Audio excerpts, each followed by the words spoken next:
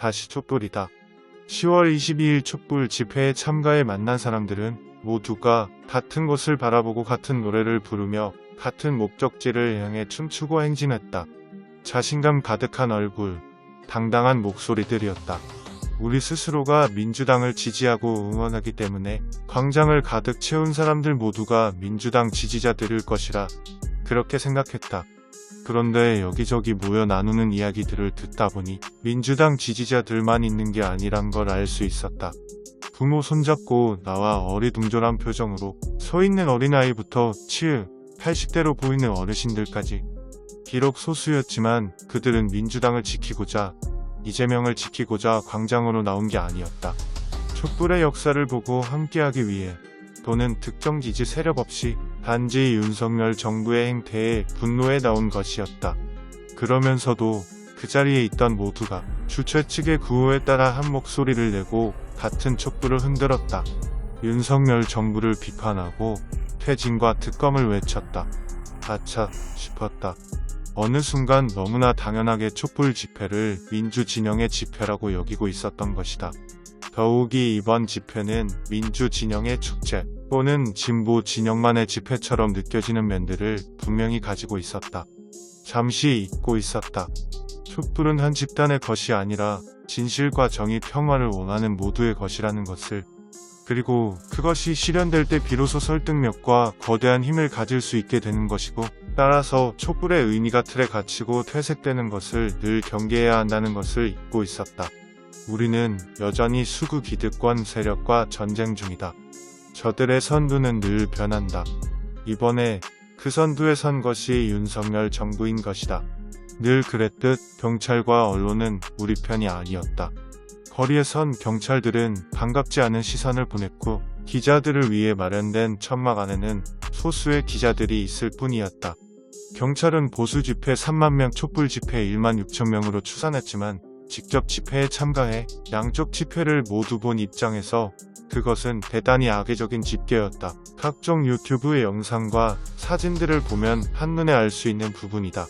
언론 역시 보수 대 진보 프레임으로 두 세력의 규모와 정당성을 왜곡하고 있다. 대통령실은 촛불 집회를 헌정 질서를 흔드는 바람직하지 않은 일로 규정하며 전혀 반성의 기미를 보이지 않고 있다. 뿐만 아니라 집회 전날 검찰은 사상 초유의 야당 당사 압수수색을 시도했고, 구속 수감된 자의 단지 주장만으로 야당 당대표 측근들을 구속하고 있다. 그 칼 끝이 어디를 향할지는 불보듯 뻔하다. 그 칼을 막아내지 못한다면 검찰공화국의 횡포는 상상을 초월할 것이 자명하다. 물리적 폭력으로 무장한 군사정권과 달리 검찰은 합법을 가장한 폭력으로 법 뒤에 숨어 민주진영을 와해시키려 하고 있다. 검찰과 수구 언론은 현 정국을 검찰 대 이재명, 검찰 대 민주당, 진보 대 보수 따위의 프레임에 가둬두고 점점 전선을 좁혀 들어오고 있다. 그 프레임을 깨기 위해선 평범한 일반 시민들의 자발적인 참여가 점점 많아져야 한다. 촛불 집회는 민주당 집회, 진보 집회처럼 한쪽 정치색을 띤 집회가 아닌 평범한 일반 시민의 자발적인 집회가 되어야 한다. 그러려면 민주 진영만의 축제가 되지 않게 주최 측이 계속해서 고민하고 한없이 조심해야 한다. 촛불 집회는 단거리 달리기가 아니다. 장거리 달리다. 오늘 많은 사람이 모였다고 만족하고 그 흥분으로 끝내서는 안 된다. 때로는 지치고 힘들겠지만 끝까지 완주하겠다는 의지로 임해야 한다. 장기전에 대한 대비와 적절한 출구 전략도 필요해 보인다. 아직 윤석열의 임기가 많이 남아있고 총선 또한 1년이 넘게 남아있다. 윤석열 정부를 6개월여 지켜본 바 여론과 민심을 무시하고 쭉 자리를 지킬 가능성도 있다. 윤석열이 퇴진할 때까지 시위를 이어간다는 것이 가능할지 고민해 봐야 한다. 집회는 시작하는 것보다 끝내는 것이 더 어렵다는 말이 있다. 이 부분에서도 주최 측에 전략적 고민이 필요해 보인다. 그러나 지금 같은 상황에서 아무것도 하지 않고 그냥 당하고만 있는 것은 그들이 원하는 것일 것이다. 이 싸움은 지루하고 힘든 싸움이 될 가능성이 많다. 우리는 지난 박근혜 탄핵을 이뤄내며 촛불이 세상을 바꿀 수 있다는 것을 경험했다.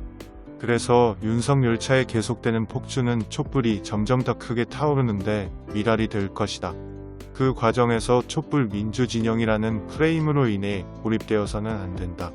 전체 인구의 3.5% 이상이 평화적 시위를 지속할 경우 정권은 필연적으로 무너진다고 한다.